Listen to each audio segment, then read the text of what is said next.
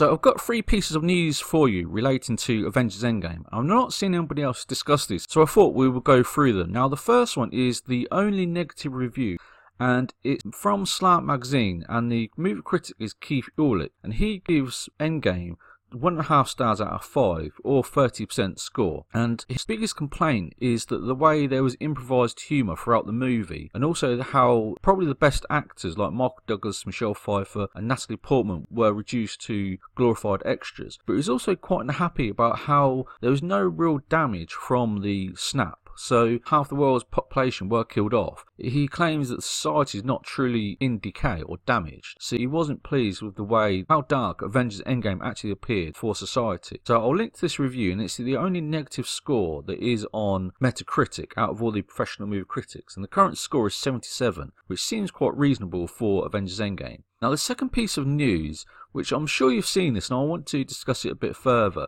is Brie Larson claiming that she would like to direct a Marvel movie and how she wants to see a female-only team develop, which is essentially the A-Force. So in the Marvel comics, there is an A-Force, which is a team of female superheroes, and she wants to see that movie appear, and also the Kamala Khan movie, which is in the pipe works to happen. But many people are upset with this article or this interview because it shows that Brie Larson is only really interested in identity politics surrounding women. She doesn't discuss any male characters. But what I'm going to point out is that this website, CNET, they published 2 articles on the same day with Brie Larson, and they're both interviews, and what they both primarily based upon is helping to promote the Audi car. So when you scroll down, you'll see the Audi advert at the top on both interviews. And that's the whole reason why these interviews take place. So what Audi can do, they can either pay for advertising, or they can pay websites like CNET to publish articles or interviews with stars. So Audi have paid Brie Larson to appear in this advert, and then they've paid CNET to publish it and draw attention to the advert. So that's really what this is about. This isn't about the movie, and that's the whole frustrating part. Instead of CNET focusing on the movie, the only reason why these interviews have took place and why they've sat down with Brie Larson and asked these questions is to help to promote Audi's advert.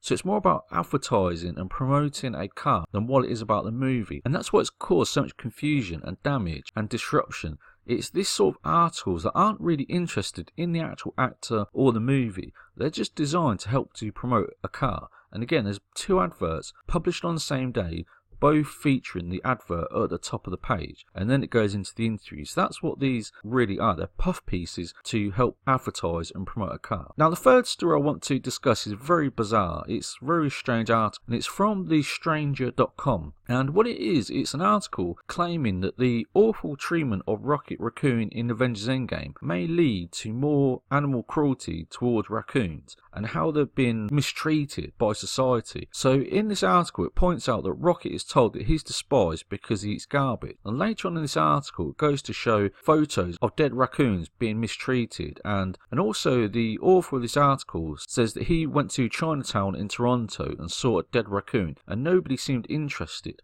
So it's quite a bizarre article, but what it seems to suggest is that the treatment of Rocket in Avengers Endgame might lead to the more mistreatment of real-life raccoons. So it's a very strange article. At the end, it finishes by trying to build a connection between raccoons and humans. So it says, creepy raccoon hands are not that different from creepy human hands.